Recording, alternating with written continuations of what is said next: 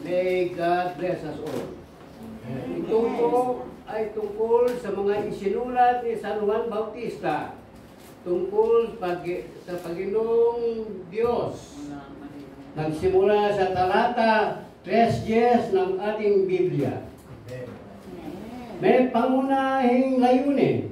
Ang una ay kayatin ang mambabasa na may pagkikipag-isa sa Diyos at sa kanyang anak na si Jesucristo.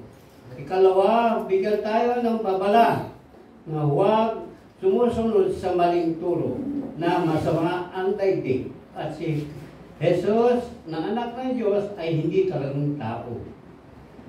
Binigyan din na kailangan mag-ibigan ng lahat ng mananalig kay Jesus at umibig sa Panginoong Diyos. Ang lahat na ito ay malinaw at sa pamamagitan ni Kristo, lulupigin ng Diyos ang kanyang kaaway kabilang na dito si Satanas. Kaya maganda tayong nilalang sa isinulat ni San Juan Bautista dahil siya ang apostol na nagbiginyag kay Jesucristo na nakasaad sa ating Biblia. Amen. Pangalan ni Jesucristo. Amen. Amen. Amen. Si Deacon Jose po, ito po yung unang po niya. Person po na magbigay po ng panalangin. Hindi ko po gusto pong maging pastor ni Deacon Jose. Maraming muna si Deacon Jose. Amen po. Maraming salamat po. Ayan po.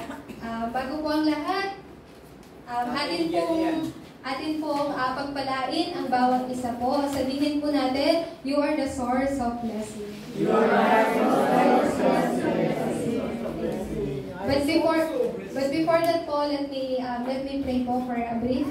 Heavenly Lord God, as we about to receive your word this time, through the working of the Holy Spirit and the Spirit of the Triune God that is working upon us this time, may you allow us to discover the covenant that you have given us, Panginoon. Amen. Allowing us to find the true value and true meaning, our life, why you have called us in this age na puno po ng mga spiritual diseases and spiritual darkness, Lord.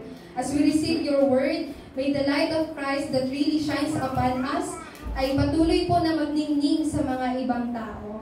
Let your word of this covenant po ay patuloy na magkaroon po ng fulfillment sa bawat church member who will receive this word. Maraming salamat po. This is our prayer. In the name of Jesus Christ we pray. Amen. Amen. Amen po. So, katulad po ng atin po, lagi pong sinasabi, we are the source of blessing po. Amen po ba? Amen. Amen. So, since nasabi niyo na po yun, sabihin niyo po sa sarili niyo, please tell to yourself, I am a source of blessing. I am a source of blessing. Because you are the source of blessing. Because you are the source of blessing po. Ibig sabihin po nun, you can also bless others. Bakit po? Kasi kayo po ay mga anak po ng Diyos. We are God's children po. Tayo po ay tinawag po ng Diyos. God has called us bilang isa pong kanyang mga anak. So yung mensahe po natin for almost 3 weeks po, kasama po yung week po na to. We talk about this, the baptism of light, as well as the throne's journey. And today po is the guidepost of light. Have you ever heard the word guidepost po? Pag sinabi pong guidepost, the true definition po of guidepost sa mga hindi po nakakaalam, parang isa po itong, it's a bearing, it's a sign for the guidance of travelers po. Sa madali pong salita, parang po itong guideline po nila. So tayo po dito, in this world po, we are called pilgrim. Pag sinabi pong pilgrim, mga manlalakbay, none of us here na mga anak ng Diyos ay permanente po dito sa mundo. I mean, hindi lang po tayo. Lahat po ng tao po dito sa mundo ay mga temporary na mga manlalakbay lamang po. Kasi po, after ng ating pong kamatayan, after we died po, ang pupuntahan lang po ng tao either sa heaven or sa hell po. But we, children of God, we have this assurance na kapag tayo po, when we pass away po, tayo po ay mabibilang sa kaharian po ng Diyos. Sa langit po. Sa kaharian, saan pa po ba? Kaharian, kalangitan po na kung saan po tayo nabibilang. Therefore, guidepost means it's a sign for the guidance para po sa mga traveler. So this message po, guidepost of life, we really have to understand how God will guide me through this guidepost po. So una po sa lahat, all we have to do po, meron na po tayong partisan of life. This partisan po ay walang iba po kundi si Jesus Cristo. This light, it talks about Jesus Christ po. So according po sa Bible, this light is the light of creation. He came here as a light po. Bago pa po likhain ng Diyos ang mundo po natin, yung liwanag po nito ay naroon na. This light is already exist po. Sabi po sa Genesis chapter 1 hanggang 2, yung mundo po natin full of chaosity, emptiness, therefore, darkness po. But God said, let there be light, and there was light. This light po is the light of creation. Sino po ito? Si Jesus Cristo. Pangalawa po, sabi po sa Isaiah chapter 60, verse 1-2, this light is the light of the Lord's light. Sabi po dito, dahil marami pong mga tao, ang ating pong mundo, our world po, ay kontrolado po ng mundo. The darkness po ay covered ng mundo. Therefore, the light of the Lord is shining upon you. So, sabi po, pangatlo po, John chapter 1, verse 9, this light po, He came as these words, light. Siya daw po, si Kristo, He is the light of the world, at siya po ang nagniningning po sa inyo. Si Jesus, He came as the light, and He shines upon you. Pang-apat po, this light, according po sa 1 Peter chapter 2, verse 9, this is wonderful light. A wonderful light that shines upon you. So this partisan of light is none other than Jesus Christ. And this light is already shines upon you po. Therefore, all we have to do po, this partisan, first, it must establish within me. Within me. This is spiritual partisan of Jesus Christ. Lord, at this time, may you raise this spiritual partisan within me. Wherever I go, may you raise this spiritual partisan within me. As I go to this place, as I go to that place, bilang isang spiritual partisan ni Kristo, may I also establish and raise yung spiritual partisan. Sino po ba ang partisan po ni Kristo? Kayo po. You are that partisan. Kung kayo po ay partisan po ni Kristo, wherever you go po, kayo po ay nagtatayo din ng partisan po ni Kristo. Therefore, having this identity po, then we have to go sa throne's journey. Kapag meron po tayong kasiguraduhan or assurance po na, ako ay established ng Diyos bilang kanyang spiritual partisan, then the next thing we have to do po is throne's journey. What is this throne's journey po? through this journey, you don't have to think anything else po, but it's all about your enjoying prayer po. Because we believe po, when we pray po, the work, ito pong trono po ng Diyos, God's throne po, the work of God's throne po ay nasa inyo.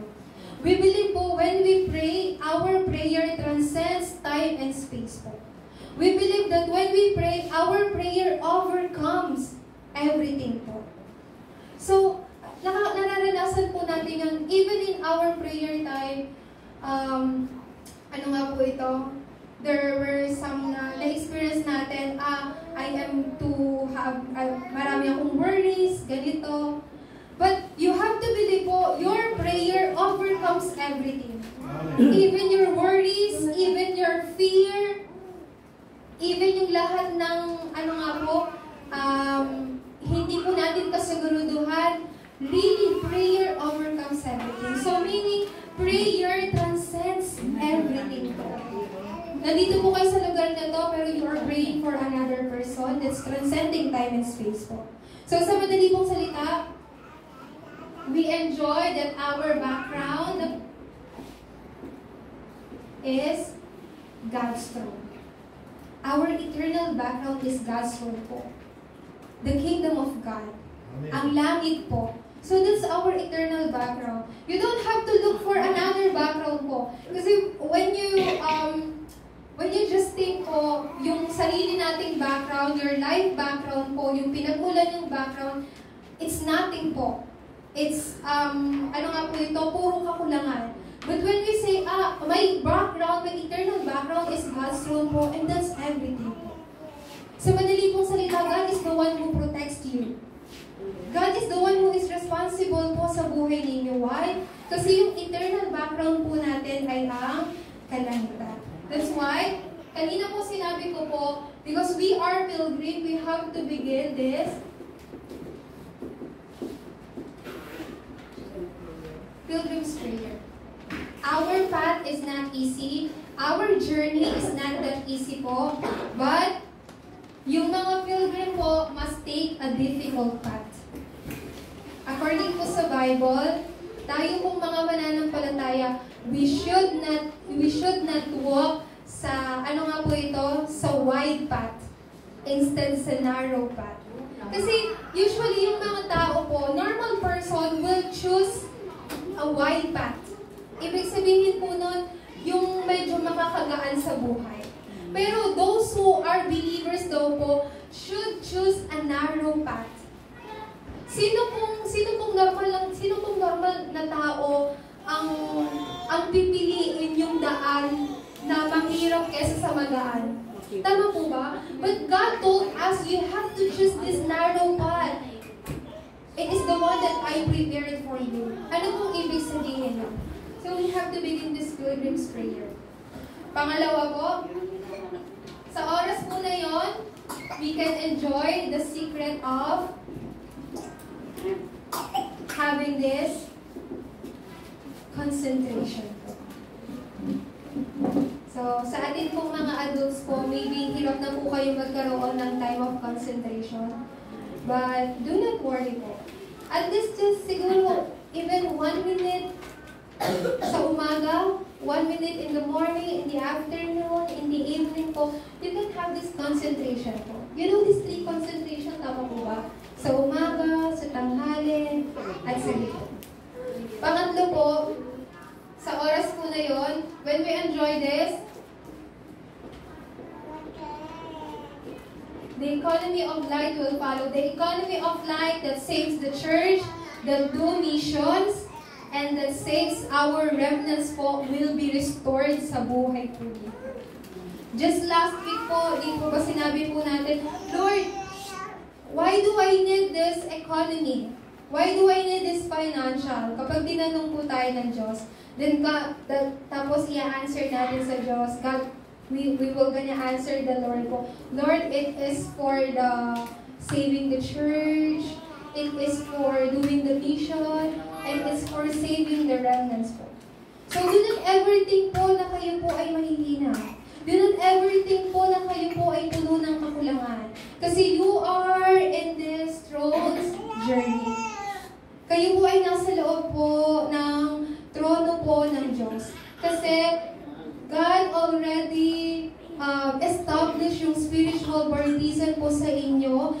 loob ng liwanag po ni Kristo. Therefore, guideposts will come out po. This is our guideline. Let's just say po, this is our guideline. Guideline po saan? Tagalog po dito, true revival means tunay na pagbangon.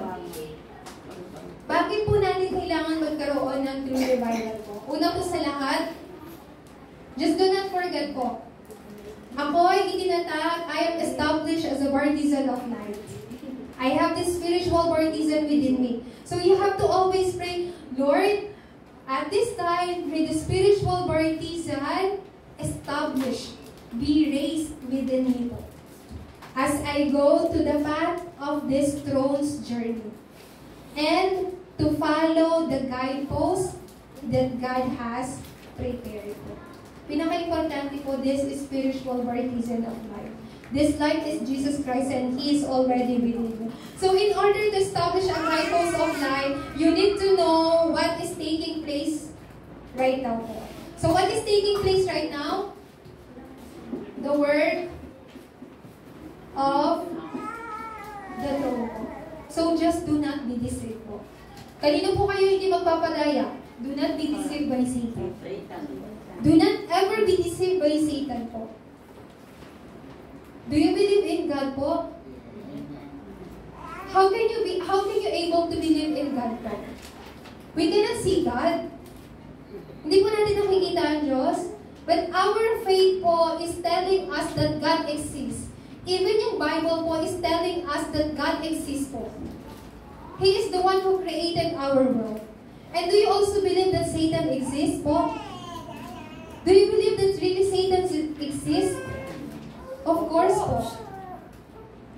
So may mga works na nag-a-arise po na really we really cannot explain bakit nangyayari yung mga bagay ito. It's all Satan's work po. Kung hindi po kayo naniniwala kay Satanas, you cannot also believe in God po. If you cannot believe in Satan's existence, you cannot also believe in God po. Kasi even Satan, he is God's creation po. Therefore, do not ever be deceived by Satan. Satan will put maraming negative thoughts po sa inyo. Ano po yung pinakaayaw? What God really hates the most po? Unbelief. Hindi pananampalataya po. God really hates it. It's original sin po. Because of unbelief po, lahat ng problema po sa buhay po ng tao ay pumasok. Sufferings, different kinds of diseases, curses po ay pumasok sa buhay po ng tao. Therefore, do not ever be deceived by Satan means you have to believe that the work of the throne is taking place right now po. So your prayer time is the most important time po. Amen. Do not ever say, oh, Pastora, I am too busy to pray. No, that's a lie po. We have so many times. Di po ba? Ang panalangin po kahit ilang segundo po, you can pray just a seconds, minutes, hours, days. It's all the same po. Pero nagmamatter po yan sa type of prayer natin. Why? Listen carefully po, because when you pray,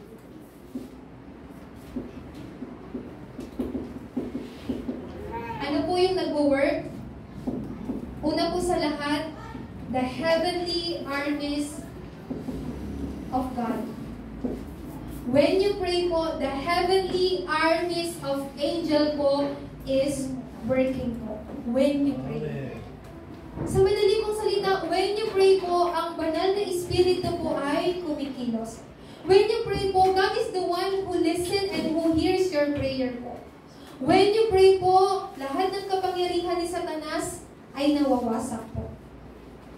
So sa mga adults po natin, na po tayo, may edad na po tayo, tama po ba? We are mga oldies. So we cannot do so much things po. Sometimes when we do just some small works, our body is pain here and there. Every part of our body is painful. But our prayer must take place po. It's a must. Pag sinabi pong must, dapat na dapat gawin po. Our prayer time. There's no excuses po. Pangalawa po, bakit po? Kasi inside of our prayer time, we can absolutely see what is God's absolute plan. Sometimes po we may ask God, Lord, why this problem is happening right now? Lord, why did you allow this kind of suffering right now in my family? Lord, why did you allow this kind of diseases in me? So you can find out God's absolute plan po. Sa madaling salita po, it is believing in the power of God. It is believing that God is Almighty. It is believing that God can do everything. So within your prayer po, you are not just praying, pero you are discovering what is God's absolute plan po. You are asking, Lord, what is your absolute plan within this po? Sometimes our prayer falls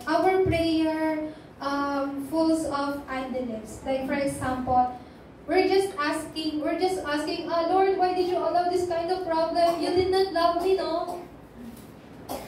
Lord, I think you don't love me because you gave me lots of problems and some trials. Lord, I don't think you love me. That's why we have to change our contents of prayer po. Lord, may I see your absolute plan within this. We have to change the way we pray po. It's not unbelief po, pero you are asking, Lord, at this time, during this difficult time, what is your absolute plan? That is the best prayer po. Pangatlo po, bakit po natin kailangan i-enjoy po yung oras po ng panalangin? It is because po, katulad ng sinabi ko po dito, our background is God's throne. It's eternal po. You know po, I will tell you this word po, nobody. For Teacher Philip po, maybe some of the English words is not really grammatically correct. Because Teacher Philip is an English teacher. But this nobody po means in this, dito po sa mata po ng mundo, we seems like nobody. Tama po ba? But then, ang ibig sabihin po nito, dahil tayo po ay mga pilgrim, we have to think po, nobody can help us. Walang makakatulong po sa atin. Nobody can help you po. And you are just nobody. I am nobody. Our missionaries are nobody. All of us are nobody po in the eyes of this world. But alam niyo po, yung mga nobody po, those nobody persons po, they are the one who is used by God po. Just like for example po, si Joseph. Si Joseph po, he is just like nobody in the eyes of his brothers po. Pero because of this Joseph, nobody Joseph, God used him to evangelize Egypt po. So do not ever think, I am just nobody. No po. Because those nobody persons po, they are used for God's word po. So, listen carefully po. Nobody can help you. I cannot help Brother Bo. I also cannot help Teacher Philip po. But God can help you po. Amen po ba? Only God can help you. All we have to do is to go inside of this prayer time. You cannot do anything.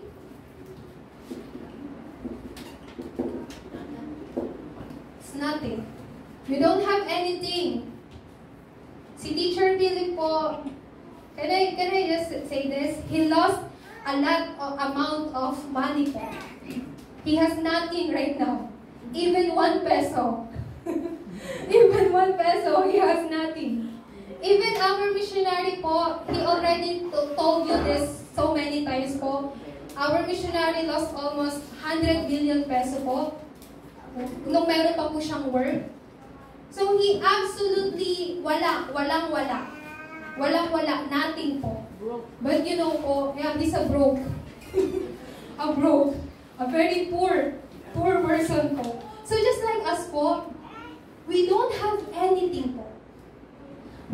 have anything. Therefore po,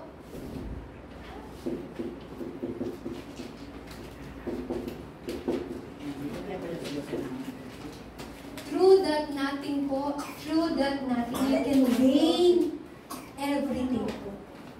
I will tell you once again po, si Joseph po, he went to Egypt as a slave po. Sinold po siya. He was sold by his brothers po to be a slave. So when Joseph went to Egypt, he's just nobody. He has nothing po. But you know po, Joseph was able to interpret Pharaoh's dream po. No one can interpret Pharaoh's dream po, but Joseph was able to do that. Why po? It's because Joseph has power.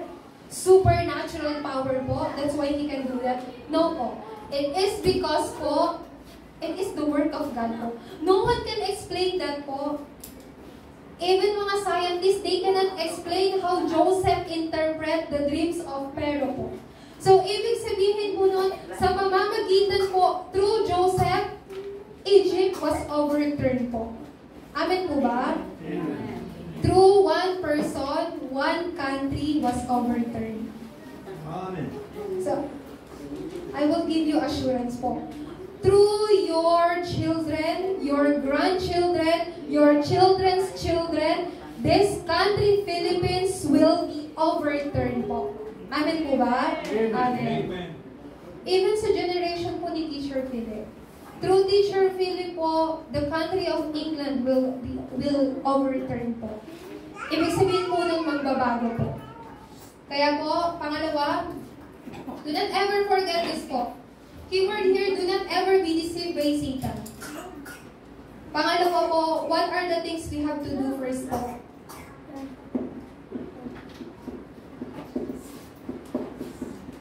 We have to seek first God's kingdom. According po sa Matthew chapter 6 verse 33 po, seek first God's kingdom and other things will be added unto you. Ano daw po yung first qualification po? First condition po pala? Seek first God's kingdom. When you seek first God's kingdom, everything will be provided po sa inyo.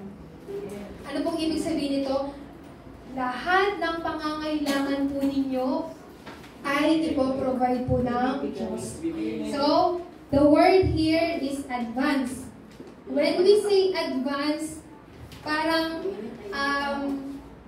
mas maaga nyo pa pong natatanggap. So, first we have to do advance is to enjoying in advance. Through, of course, through prayer. Through prayer time. It is baptism po.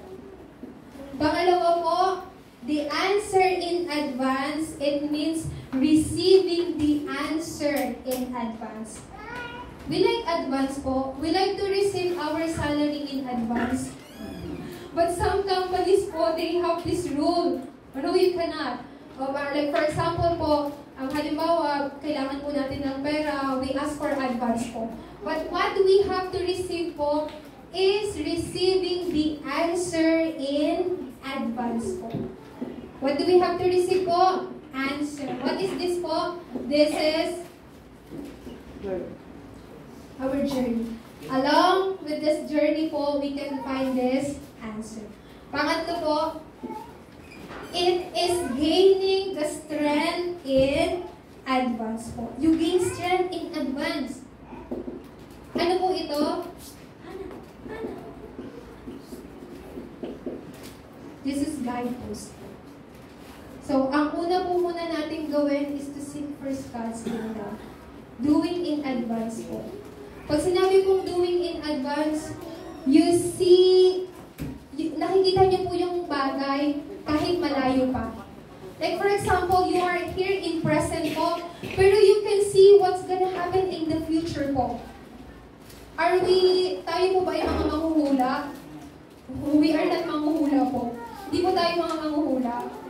But as we enjoy this spiritual partisan of life po in our present life, we can see this, our future ahead po. future ahead.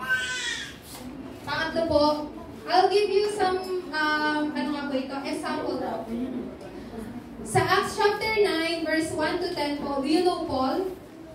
Si Paul po, before he became an apostle po, he was a persecutor po. He was a persecutor. Pag sinabi pong persecutor po, nanguhuli po siya ng mga Kristiyano.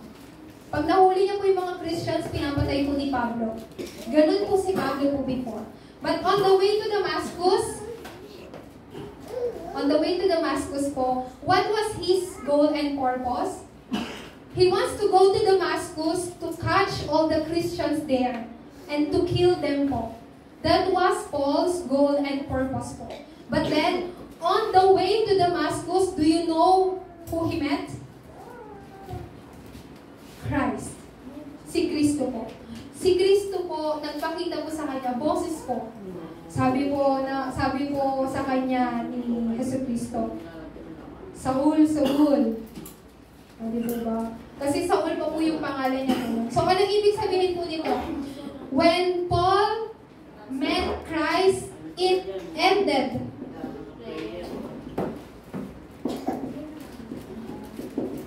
Everything was finished in Christ po. So, because Paul met Christ po, everything was finished po. Meeting Christ po, Paul's life po was overturned. Nakita niya po yung life turning point po ni Pablo po. So, meeting Christ, his life was overturned po, nagbago completely. Kasi si Paul po, he became an apostle. He became an evangelist po. More importantly, Paul became a child of God po. And he do lots of evangelism mission po. So, ano po yung sinasabi ko po dito? Our guidepost po,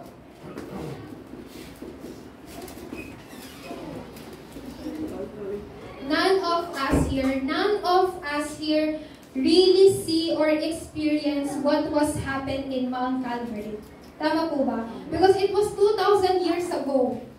None of us here really see what happened sa Mount Calvary po.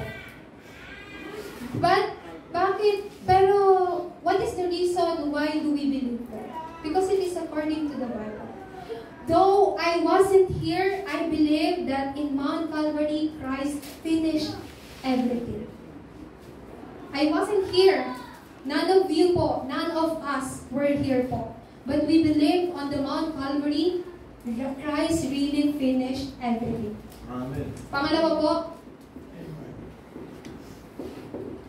on the Mount of Olives for 40 days po, Christ spoke about this kingdom of God. He gave us this mission po. Pangatlo po, this Mark's Upper Room po, yung mga tao who received this message po, they gathered in Mark's Upper Room, and when they gathered po, yung Holy Spirit po ay dumating po sa kanila. They received this power. So, Acts 13:1 hanggang 2, ano po ito? This is the time po na kailangan pong pumunta po ni, sino nga po ito? Ni Pablo po sa isang lugar para mag-preach po ng gospel. So, this is the complete guidance of the Holy Spirit. So, ito po yung time na kailangan po nilang pumunta. Gusto po ni Pablo na pumunta po sa Asia. He wants to go to Asia po para magkaroon po ng mission. But then, yung Holy Spirit po, blinak po sila. So, tayo din po sa buhay po natin, yung Holy Spirit po, it is the complete guidance of the Holy Spirit sa buhay po natin. Holy Spirit guide us completely po. Pero how can we see that po? When we learn how to obey, how to listen, and how to open our ears po sa salita po ng Diyos. We can see the complete guidance of the Holy Spirit. When Paul followed the guidance of the Holy Spirit, do you know what he saw po? He saw this future. Meaning, he saw the vision of his life. Ano po yung Acts 19:21? Sabi niya, I must see Rome also. Sabi po ni Paul. I will tell you once again po, when we ended everything in Christ po, and when we are completely guided by the Holy Spirit, you will begin to see your future po. You will begin to see your vision po. You will begin to see the future of your children, the future of your grandchildren po. You will see their vision po. Kapag nagawa po natin yung bagay na ito. Kaya po, hindi po masyado po mahaba yung message. But what we have to do po is this resolution.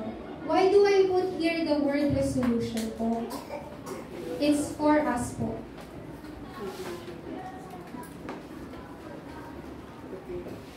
Preparation ay napaka-importante po. Why do I talk about this, the future and the vision that falls po? When you are seeing the remnants po, kailangan niyo po makita po yun. Huwag niyo pong sabihin po, really po tayo po mga Pilipino, we really have to change our mind po. Our mindset po. Whenever I heard the history of Korean country po, I really also got inspired po. So just think about it po, tawag po nito, nagkaroon po ng war sa country po nila. To the point po, there was a Korean war, tapos they have nothing to eat po. But then this gospel came to their country po. And from that moment on po, everything was changed. But receiving the gospel po is not the end. Bakit po? Because they also changed their mindset po. Receiving the gospel is not the end po.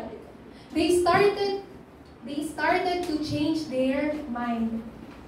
So, ibig sabihin po noon, yung lifestyle nila, the way they talk, the way they think, lahat po yun ay nagbago. Kaya nga po, para po sa atin pong mga, mga adults po, you can do this one thing po. You can have this time of prayer po. But the important thing po, ano dapat yung nilalaman ng panalangin mo? The contents of your prayer should always na lang ba, Lord, tawag po nito, i-allow niyo po yung pera sa buhay ko, pagalingin niyo po ako sa sakit ko. Is that the prayer that we have to do repeatedly po? No po. We are children of God po. We are not beggar. Hindi po tayo mga pulubi po. We are children of God. When we say children of God, the Father God is our Father.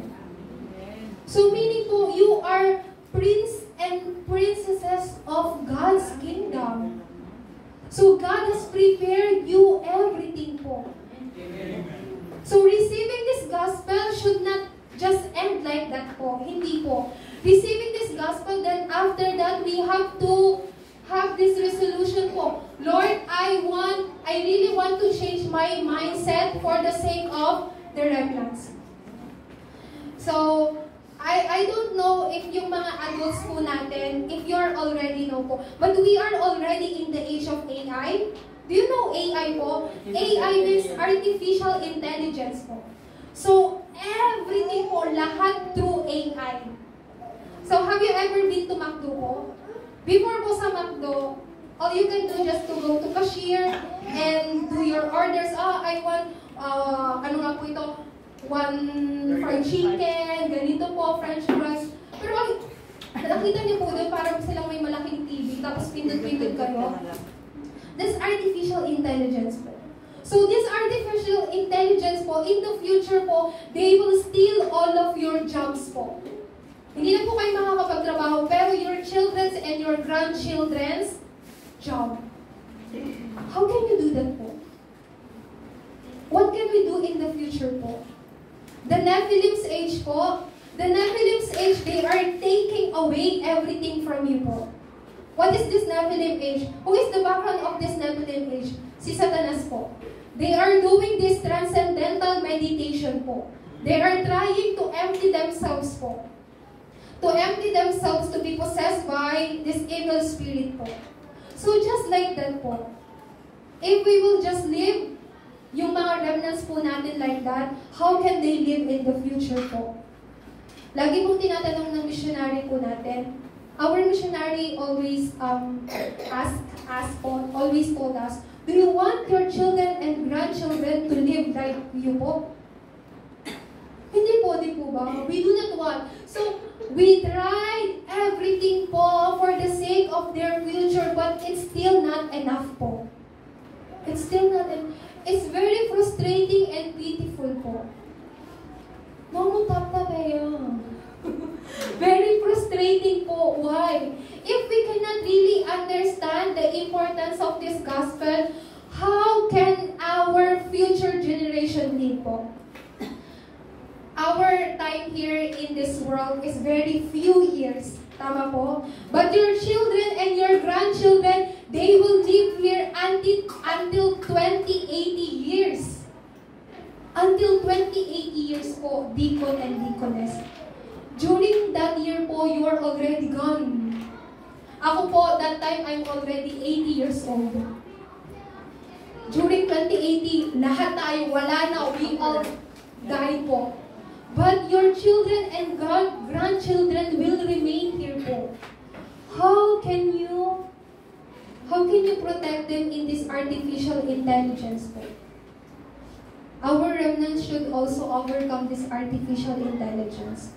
Una po sa lahat, lahat po tayo kailangan magkaroon ng successful worship po. That's everything po. That's everything. Wala na pong mas importante pa sa worship po. When we cannot have this proper worship po, we fail everything po.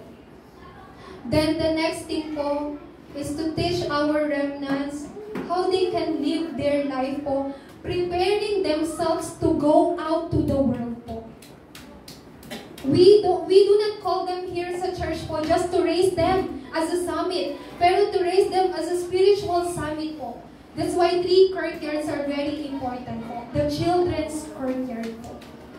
Amen po ba? Amen. It's very frustrating po. Why do I feel frustrated po? I'm not really feel frustrated po. Pero because God really loves our deacon and deaconess po. Amen. Kaya gusto po ng Diyos, God really wants us to really understand how can we overcome, how can we conquer this world po through the gospel. Amen po ba? Amen. Amen. Kayo po ay napaka-importante po. So do not ever let Satan steal everything away from you po. Because it's yours. Sabi niyo po, it's yours. It's mine. It's mine. Amen po ba? It's yours po. So we should not let Satan steal it away from us. Tayo po ay manalangin. Heavenly Lord God, maraming salamat po for allowing us to receive this message. Panginoon,